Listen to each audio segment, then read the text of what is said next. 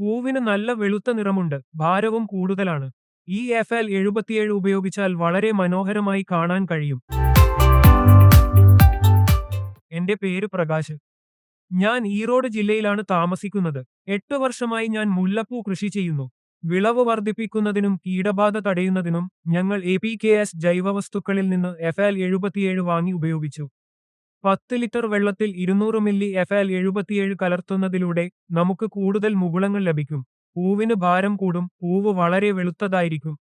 അത് ഈ മരുന്ന് ഉപയോഗിക്കാൻ വളരെ നല്ലതാണ്. എല്ലാ ദിവസവും രാവിലെ 6 മുതൽ ഉച്ചയ്ക്ക് 2 വരെ പറിക്കാം. ഇപ്പോൾ കിലോയ്ക്ക് 800 രൂപക്കാണ് വിൽക്കുന്നത്.